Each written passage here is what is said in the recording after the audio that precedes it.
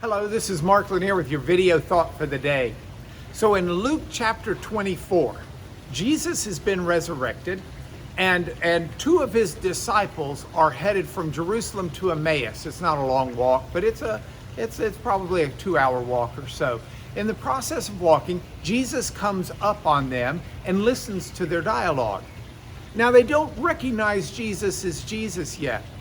And so Jesus asked them what they're talking about, and they said, "Are you the only one who doesn't know what's been going on? I mean, this is sensational news." It was sensational news about the crucifixion, but even beyond that, the sensation of the tomb being empty is of course world altering. And so they start explaining to Jesus about who Jesus was. And in verse 19, they said, here was a man who was mighty in deed and word.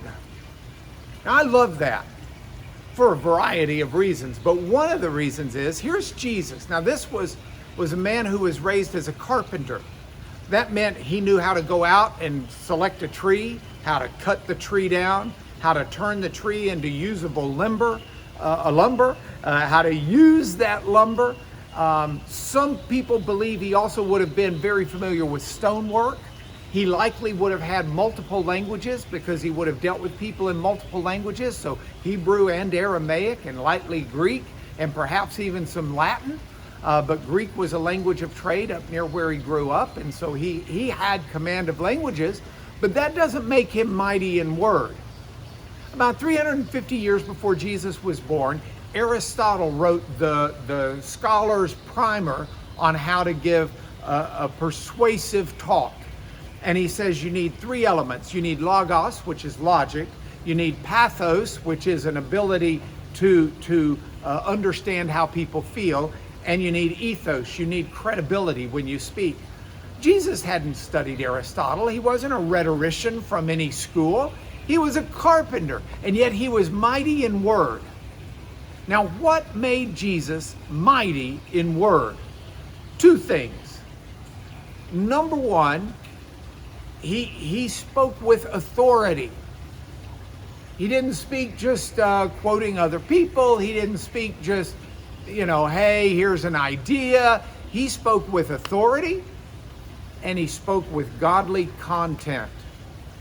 So while other teachers might say, Rabbi so-and-so says this and Rabbi so-and-so says that, Jesus says, you've heard it said, don't kill. I tell you, don't hate. And he gave godly content in an authoritative manner because he spoke as God.